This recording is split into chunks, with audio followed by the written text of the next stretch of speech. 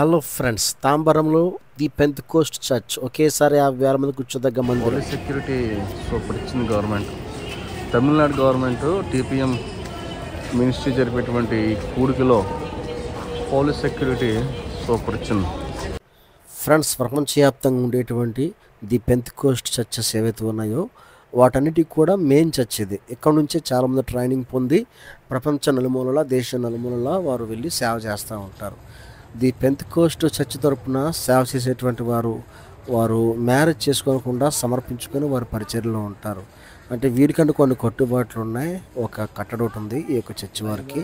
వీళ్ళు మనం చూస్తున్నప్పుడు ఈ ఇయర్లీ వన్స్ తాంబరంలో జరిగేటువంటి ఈ యొక్క చర్చిలో జరిగేటువంటి మీటింగ్స్కి అన్ని చర్చెస్ మెంబర్స్ తర్వాత పాస్టర్స్ అందరూ కూడా గ్యాదర్ అవుతూ ఉంటారు. లక్షల మంది ఎవ్రీ ఇయర్ ఈ యొక్క చర్చికి వస్తూ ఉంటారు. స్పెషాలిటీస్ అయితేనేమి ఈ యొక్క చర్చిలో చాలా బాగుంటాయి.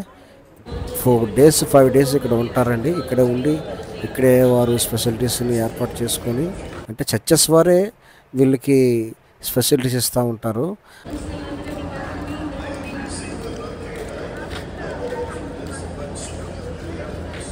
తమ్ముడా ఏముందా చర్చా?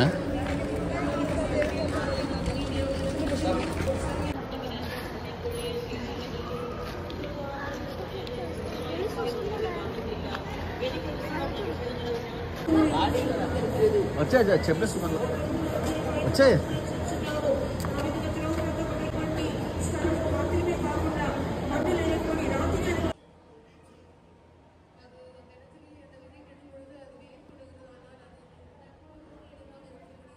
ఫ్రెండ్స్, ది పెంతెకోస్ట్ చర్చ్ దేశంలోనే అతిపెద్ద చర్చ్ అండి. ఒకేసారి 50,000 మంది కూర్చోదగ్గ అద్భుతమైన పెద్ద మందిరం ఇది. చాలామంది ఎవ్రీ ఇయర్ లక్షల మంది వస్తూ ఉంటారు. అయితే ఒకటి ఫ్రెండ్స్, అన్ని రాష్ట్రాల నుంచి వస్తుంటారండి. మన దేశంలో ఎన్ని భాషల వారు ఎన్ని రాష్ట్రాల వాళ్ళు ఉన్నారు, అన్ని రాష్ట్రాల నుంచి వస్తూ ఉంటారు. ఒక్కొక్క రాష్ట్రానికి ఒక క్యాబిన్ ఏర్పాటు చేస్తారండి. అంటే అందులోనే వారు స్త్రీలకు స్పెషల్గా ఉంటుంది, పురుషులకు స్పెషల్గా ఉంటుంది. అంటే ఇద్దరిని కూడా ఒకే క్యాబిన్లో పెట్టరనమాట. వారు ఫ్యామిలీతో వచ్చినా ఎలా వచ్చినా సరే లేడీస్కి స్పెషల్గా ఉంటుంది, జెంట్స్కి స్పెషల్గా ఉంటుంది. సో ఇంత అద్భుతంగా ఇక్కడ ఇచ్చేటువంటి స్పెషాలిటీస్ గురించి మనము చాలా అద్భుతంగా మాట్లాడుకోవచ్చండి. ఇంకొక విషయం ఏంటంటే, ఇక్కడ చాలామంది పరిచయం చేస్తూ ఉన్నారు. మన ఆంధ్ర రాష్ట్రం నుంచి చాలామంది వచ్చారు. మన ఆంధ్ర నుంచి వచ్చేటువంటి వారు కూడా ఇక్కడ పరిచర్యలో పార్టిసిపేట్ చేస్తూ ఉన్నారు. నాతో కూడా వచ్చినటువంటి సేవకులు కూడా ఇక్కడ పరిచర్యలో పార్టిసిపేట్ చేస్తూ ఉన్నారు. అంటే ఇది ఒక దేవుడిచ్చిన అవకాశంగా భావించి పరిచయం చేస్తూ ఉన్నారండి. మన ఆంధ్రప్రదేశ్ నుంచి కూడా చాలామంది వచ్చి ప్రార్థనలో పాల్గొంటూ ఉన్నారు. మన ఆంధ్ర నుంచి కూడా చాలామంది పాస్టర్స్ కూడా వచ్చారు. వాస్తవం ఏంటంటే వీళ్ళు వివాహం చేసుకోనకుండా దేవుని సేవలో ఉంటారండి. ఈ చర్చ్ తరపున ఎవరైనా సేవకు వచ్చేవారు వివాహం చేసుకోనకూడదనమాట. వివాహం విషయంలో వారు సమర్పించుకునేవారుగా ఉండాలి. ఆ విధంగా ఇక్కడ ట్రైనింగ్ ఇస్తూ ఉంటారు. ఈ విధమైనటువంటి రీతిలో వీరు ఒక స్పిరిచువాలిటీని ఎక్కువ శాతం నేర్పిస్తూ ఉంటారు. ప్రేయర్ ఎక్కువ జరుగుతూ ఉంటుంది ఈ ప్రాంతంలో. అది ఫ్రెండ్స్, ఇక్కడ చేస్తున్నటువంటి పరిచర్య చూడండి. వీళ్ళు మన ఆంధ్ర నుంచి వచ్చినటువంటి వారే, నాతో ఉన్నటువంటి వారే ఇక్కడ పరిచర్యను వీరు మీటింగ్స్లో ఆ 4 days సమర్పించుకొని చేస్తూ ఉన్నారు. చూడండి ఫ్రెండ్స్, ఎంత అద్భుతంగా ఉందో మందిరము. ఒకేసారి ఇన్ని వేల మంది కూర్చోదగ్గ మందిరం కట్టడం, ఆ కట్టేదాన్ని బట్టి మనం చాలా ఆనందించాలి. ఇంత అద్భుతమైన మందిరాన్ని నిర్మించడం అనేది చాలా ఖర్చుతో కూడినటువంటి పని అయినప్పటికీ కూడా కట్టడం, దీన్ని ఆవిష్కరించడం అనేది అద్భుతం, మహాద్భుతం.